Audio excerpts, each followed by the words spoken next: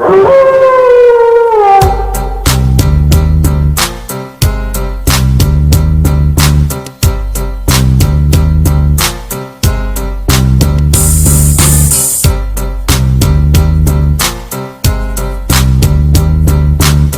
up, We in the building. Y'all heard what I said, Wrestling Podcast. These will be top there, aka They Don't Want None.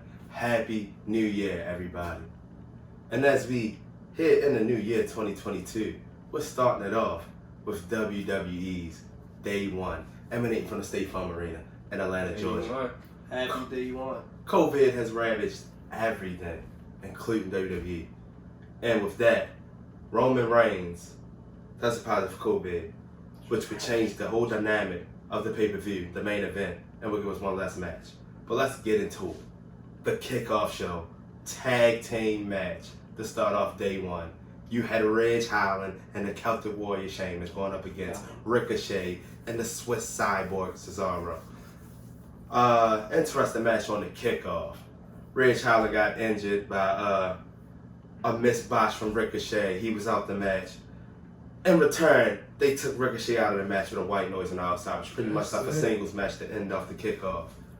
With that, Sheamus ends it with a bro kick, gets the win. But my questions are, what's going on with Cesaro and Sheamus? Is this it? Is Cesaro going to ever get over that hump? It's look like it's leading to one of them tournaments again. When they put them together as a time. Where Foley put them together?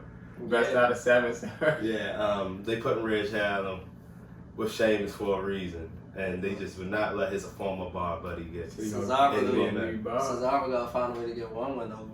Cesaro's stuck in that spot again. I don't want to say it. That's ironic though. Like Ridge Holland broke his nose, and Sheamus broke his nose like 3 different times in the last year. So Irish kids, man, they ain't got no shot with their face. As we head to the main card, you started off for the SmackDown Tag Team Championships.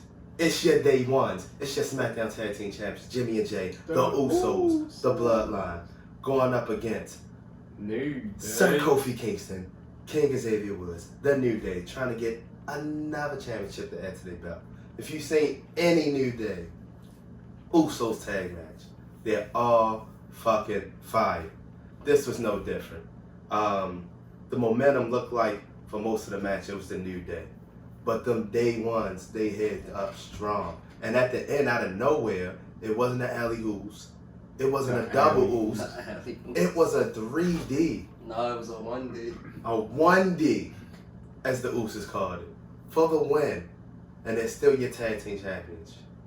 Opening up the Day One with a bang, especially without that tribal chief. How'd y'all feel about this one? I felt what my shirt say. Down since Day One-ish. Down since Day One-ish. How I felt. Good ass match. It was tied for the best match of the night among another match we'll get into. Like Diesel said, anybody who sings a New Day and Uso match knows it's always going to be a banger. And this is no less than that. Yeah, another good ass match. And they needed this. Especially without the tribal chief being in the building. Our next match. Yeah. Just because you needed some Scottish warrior on the card. You had the big Scot from Mad Scotland, Drew McIntyre, going up against Mad Cat Moss with Happy Corbin at ringside. Mad Cat Moss, he didn't let it be a squash, but you knew it was inevitable. It was a Claymore kick at the end. Drew McIntyre for the win. How do y'all feel about Drew McIntyre's place on the card right now? And is he going to be in a marquee matchup going into WrestleMania right now with him versus people like Mad Cat Moss? I think over the last year or two, they showed them so much, and he had the most matches this year. Probably most matches in 2020. More than 15. Probably more than 15 matches by any other person. At first, they probably was like forced them down our throat too much, being in the main event picture or trying to get them back once Lashley took the title. Yeah. So right now, I think they're just trying to keep them down, keep them in the mid-level. Yeah. So people could start to like them again or make them get another push, a bigger push instead of just straight being up there in the main event picture. Yeah. Dude coming over to SmackDown, you already look like he was aiming for that, saying he was going for the title, but now they pushed that back. Like, no, you want to wait. Yeah. Yeah. I can see the same thing. So right now, you also look at, what was that, a few weeks ago, like a month ago, when he wasn't in the Battle Royal to get a title shot. Had his ass in there. Like, And then he came out there and complained to Adam Pearce and stuff. Like Darren said, he just working his way back up there at the moment. And he fighting a variety of different people, so that's something for him to do right now. Very interesting. The pick's got to be up there, but just interesting to see him just playing around with mid-carders and Angela. But our next match for the Raw Tag Team Championships, it was the Street Profits versus RK Bro. But this day one pay-per-view, the song of the little bit of straightening is Migos. They were in the building. The whole opening intro trailer to the day one. They was like, yeah, man, we ready to get on some turnbuckles. Man, we've been fans since we was child. So the Street Profits come out first. And then RK Bro come out. And Migos come out. Oh, wait, with RK Bro. And Riddle got on his Hey Randy shirt. And Randy just dapping niggas like he know, you don't even know none of those songs. And I'm looking like, why Migos ain't come out? Don't say it. And culturally, naturally be with the Street Profits. You know, Culture 3. Randy on the Riddle don't know none of them damn Migos songs. Y'all know it. But since we knew Riddle and Randy wasn't going to lose, that's why. I guess they had to come up with the winners. Yeah, I was like, they going to come up with the champion. So this was a solid match. It was a little sloppy at times, you know, maybe because it wasn't no. Yeah, it wasn't like build up, but it got where it needed to be because you know Randy Orton and Riddle won the match. But at the end, a pop up alley oop into an RKO by Riddle for Randy Orton. They're still your champions, and it was just awkward at the end because they decided to make Street Profits and RK Bro be nice and the Darkest and they all in the ring, all jamming and shit. How did y'all feel about this? RK Bro doing a damn thing. Do they take these titles on the WrestleMania? I think so. Maybe. Possibly. Maybe and possibly. I think, like you said, it's a decent match. They got it together towards the end. I don't think they're going to be the tag team champions at WrestleMania. I think they're going to verse each other at WrestleMania. Then they're going to lose the titles at Elimination Chamber or Fastlane. It's possible. Yeah, it's possible. Very possible. Anything is possible. I just think the Migos spot was kind of forced. Shout out to Westside guy, he was in that joint. Yeah, he was in the front row. I was that bitch like, why y'all ain't get me out this bit? But ain't nothing but a little bit screwed. Our next match was a singles bout. It pitted the most must-see WWE superstar in WWE history, The Miz, and his wife, the Mrs. Maurice, at ringside, going up against the WWE Hall of Fame and 11-time World Champion, the Rated R superstar, Edge, coming out first off with his old brewery joint, switching it up, hella hype. I felt like this match was longer than it needed to be. Yeah. But they gave him a lengthy match. That's how you do it every They was late in the card. I guess only fair because Miz just coming back too. I mean, you still want Miz to be one of your big dogs. And then, so I guess he couldn't lose cleanly. Yeah. But as we seen, Beth Phoenix left NXT, and it's only a matter of time before she showed up with Edge back. And with a lot of Maurice distractions, the slash in the face, the cheats from the Miz, Beth Phoenix come out. Maurice scared to death, chase her around the ring. Miz is just totally distracted, especially after Edge kicked out a Skull Crusher Renati. But he turns right into an Edge spear. That's it. Edge gets the win. And we know this is not over because Beth Phoenix didn't come out there for nothing. This is leading to independent tag match. I said a mixed tag team match. So my only question is, when we get to this match, who wins this feud? That's actually interesting.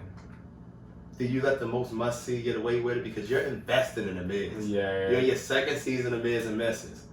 Miz got years left, but you have the returning Rated R Superstar. That's an interesting one. And there's no way Rated R Superstar is going to come through this run if I at least get the title at some point. True. So who comes out looking good on But this? I don't think this will hurt Edge if he do lose a mixed tag team match. I don't think it will. It won't. But at the same time, if John Cena and Nikki Bella can beat Miz and Marie, you definitely know Edge and Cena's going to beat them. That's true. That's if it happens. Yeah, but I feel like there's no way it can happen. Beth Phoenix showed up for a reason. Ready to fight. Right. Our next match was probably the most built up match. Besides the Fatal 4-Way. It was for the Raw Women's Championship. Liv Morgan getting another chance after big time backs cheated at your last week review, but she's going up against the Raw Women's Champion. Yeah, the Raw Women's Champion, big time backs, Becky Lynch. Lengthy match. Liv is getting better, and I give her credit in that. I don't know what this love fest is for Becky Lynch. I mean, she's come back and she's been fucking Roman Reigns invincible since she came back. But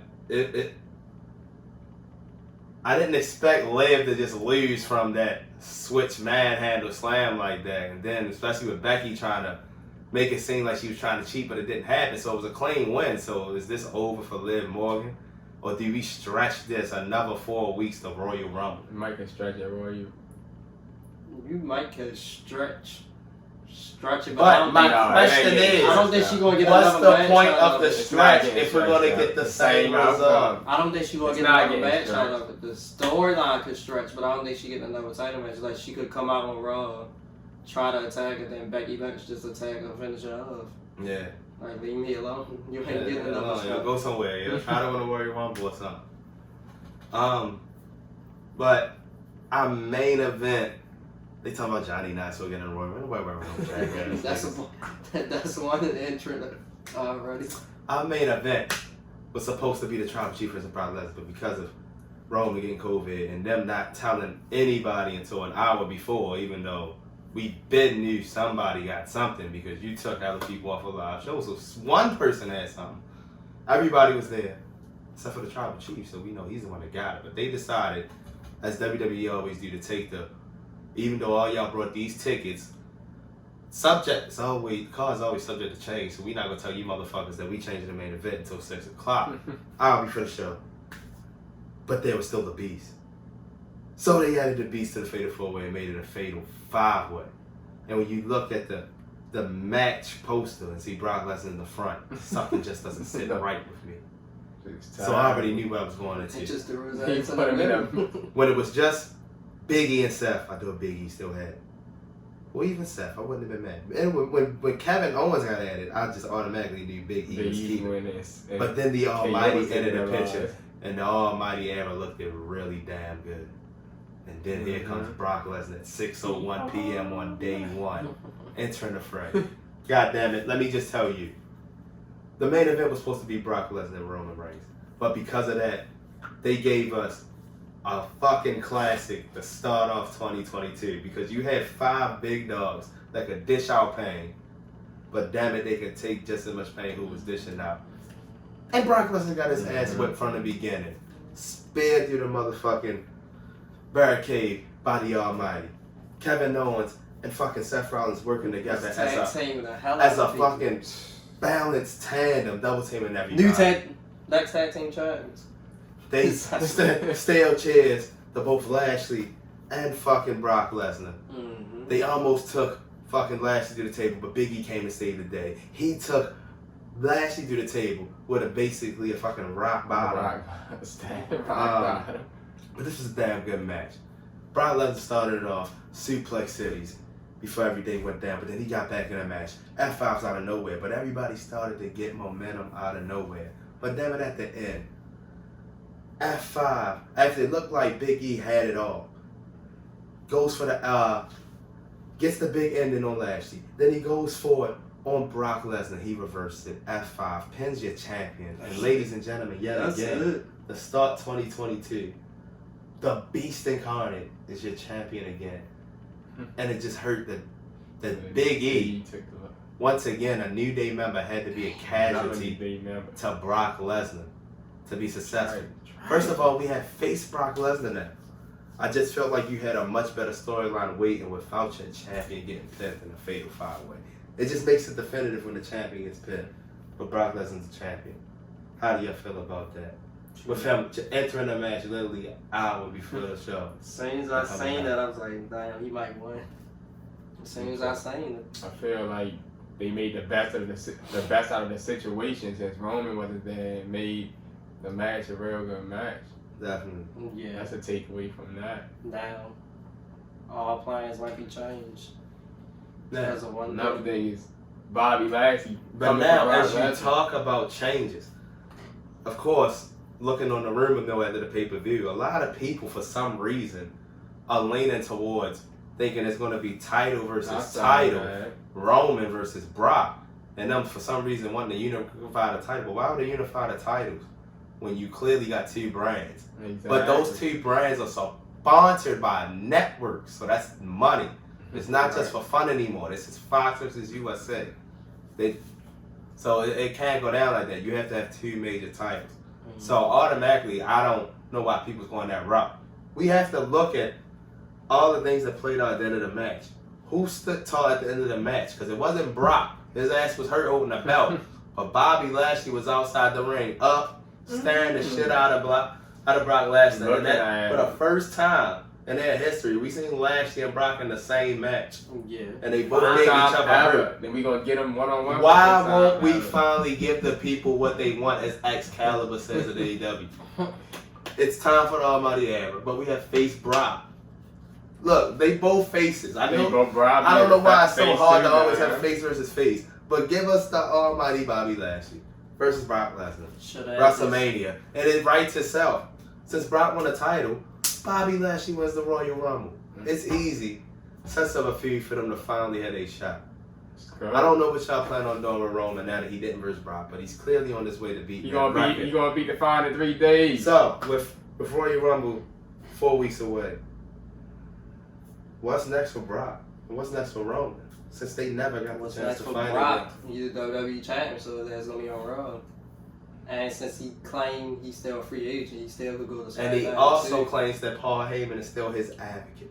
Yeah. Yeah, what's next for Brock? He gonna be on Raw, then he not gonna fight against a Royal Rumble. Of course. And what's next for Roman Reigns? That's what you gotta see. Cause say Sami Zayn can still try to hop back in there and get another title shot. But what's next for Roman Reigns? Roman Reigns gonna break the record. That's what's next for him. Yeah. And maybe we could get Brock versus Big E. Big E want a rematch. We could get Brock Big E should get a rematch at Big E should we get a still rematch won't at have Royal a Brock Rumble. versus Brock versus Big E rematch, but with Roman Reigns, you just gotta find out when he comes back. And remember, it's just him and the Usos now. No more Paul Heyman. Yeah. But I still feel Paul Heyman's gonna come out on Raw. I feel like Roman's gonna be back on SmackDown. And I just wanna know who's gonna come out and confront Roman since Brock Lesnar's not in the picture, because I feel like they're just holding on to Drew McIntyre. I feel like Drew McIntyre, he's going to get his shot, but because of the stuff going on with COVID, they have to have a backup plan. Remember, so Drew McIntyre got hurt. It's the backup plan. So he's going to be out for a while. I actually think Brock going to be on Raw and SmackDown. Oh yeah, he's a free agent. He's still a free agent. I believe. Even though he got the title, he still could confront Roman. Yeah, I feel like they could tease some stuff like that. That don't mean it still has to be a match again. Yeah. So with what we had with day one, how'd y'all feel about it? It was pretty solid. Start the year. It was solid. I thought it was okay to start the year.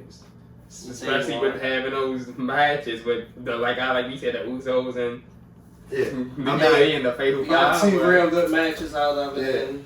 Yeah. You could some take storylines out of it. Build from. We're gonna have a later episode in a week because this is a heavy week of wrestling. We have New Year's Eve, which even with the 5 matches they got and whatever's gonna happen with AJ Styles, they can hang with day one. And let's not forget about the debut of Dynamite on TBS. TBS Championship Final. Jade Cargill, Soho, and the rematch at Bryan Danielson with the judges at ringside. There will be a winner this time. So I feel like these two shows could stay right there with day one pay-per-view or not. So we're gonna compare later on, but Let's go. 2022. it's 2022. Wrestling hot. We here. Y'all heard what I said. Wrestling podcast is gonna be hot. It's day one We always coming for more. to day 365. As Diesel D said, what's up, Op? Is that? Hey man, we coming, and we ain't gonna be talking to our pages on the comments and shit. Just know we here. We ain't got nothing else, man. You heard what I said, Wrestling Pod, Diesel Detail. My man Darren, we out of here. Y'all heard what we said. Down since day one. Day one. Ish.